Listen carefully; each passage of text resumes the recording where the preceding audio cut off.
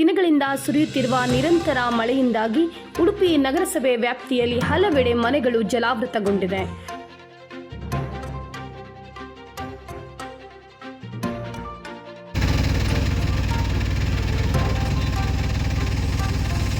ಉಡುಪಿಯ ಕರಂಬಳ್ಳಿ, ಮೂಡುನಿಡಂಬೂರು, ಕೊಡವೂರು ಭಾಗದಲ್ಲಿ ಕೃತಕ ನೆರೆ ಸೃಷ್ಟಿಯಾಗಿದೆ.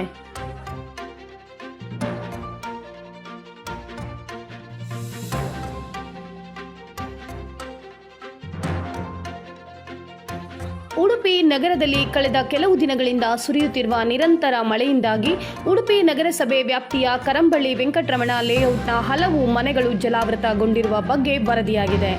ಭಾರೀ ಮಳೆಯಿಂದಾಗಿ ಇಲ್ಲಿಗೆ ಸಮೀಪದಲ್ಲಿರುವ ತೋಡು ತುಂಬಿ ಹರಿಯುತ್ತಿದ್ದು, ಇದರಿಂದ ಈ ಪರಿಸರದ 10 ಮನೆಗಳು ಜಲಾವೃತಗೊಂಡಿದೆ. ಮನೆಯ ಎದುರಿನ ಅಂಗಳದಲ್ಲಿ ನಿಲ್ಲಿಸಲಾದ ಬೈಕು, ಕಾರುಗಳು ಕೂಡ ನೀರು ಪಾಲಾಗುತ್ತಿದೆ. ಈ ಮನೆಗಳ ಮಕ್ಕಳು ಶಾಲೆಗೆ ತೆರಳಲು ಪರದಾಡುವ ಪರಿಸ್ಥಿತಿ ನಿರ್ಮಾಣವಾಗಿದ್ದು, ರಸ್ತೆ ಕೂಡ ಜಲಾವೃತಗೊಂಡಿರುವುದರಿಂದ ವಾಹನ ಸಂಚಾರಕ್ಕೂ ಅಡ್ಡಿಯಾಗುತ್ತಿದೆ. ಉಡುಪಿ ನಗರದ ಗುಂಡಿಬೈಲು, ಕಲ್ಸಂಕ ಸಹಿತ ಹಲವು ಕಡೆ ನೆರೆ ನೀರು ಅಂಗಡಿಗಳಿಗೂ ನುಗ್ಗಿದ್ದು, ಪ್ರಮುಖ ರಸ್ತೆಗಳು ಜಲಾವೃತಗೊಂಡಿದೆ.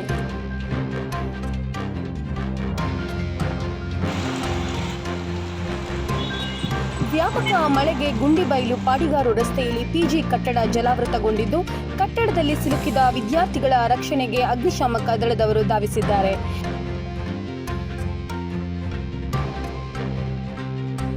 ಅಗ್ನಿಶಾಮಕ ಸಿಬ್ಬಂದಿಗಳು ವಿದ್ಯಾರ್ಥಿಗಳನ್ನು ಬೋಟ್ನಲ್ಲಿ ಕರೆತಂದು ರಕ್ಷಣೆಯನ್ನ ಮಾಡಿದ್ದಾರೆ ಎಂದು ತಿಳಿದು ಬಂದಿದೆ.